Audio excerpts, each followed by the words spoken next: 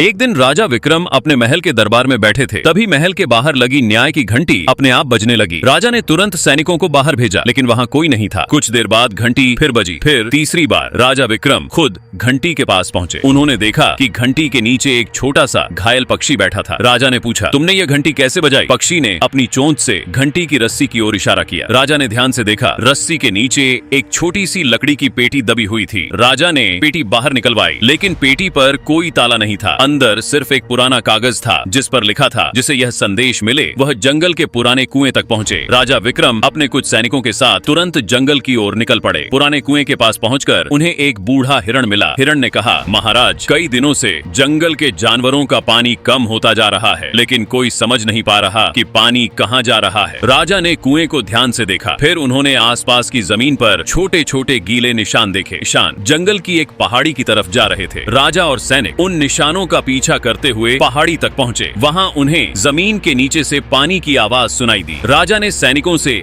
जमीन हटाने को कहा। कुछ देर बाद नीचे एक पुरानी पत्थर की वाटर सप्लाई दिखाई दी। वाटर सप्लाई के अंदर मिट्टी और पत्थरों का ढेर जमा था, जिसकी वजह से पानी जंगल तक नहीं पहुंच पा रहा था। राजा ने सभी जानवरों और सैनिकों की मदद से वहां की साफ सफाई करवाई। जैसे ही आखिरी पत्थर हटाया गया, पानी तेजी से जंगल की ओर बहने लगा। सारे जानवर खुशी से झूम उठे। राजा विक्रम मुस्कुराए और बोले, आज मुझे समझ आया कि बड़ी समस्या का संकेत हमेशा बड़ा नहीं होता। कभी कभी एक छोटी सी घंटी भी पूरे राज्य की परेशानी बता सकती है। वह छोटा पक्षी राजा के कंधे पर आकर बैठ गया और उस दिन से महल की न्याय की घंटी को सिर्फ इंसानों के लिए नहीं, बल्कि जंगल के हर छोटे बड़े जीव की आवाज माना जाने लगा।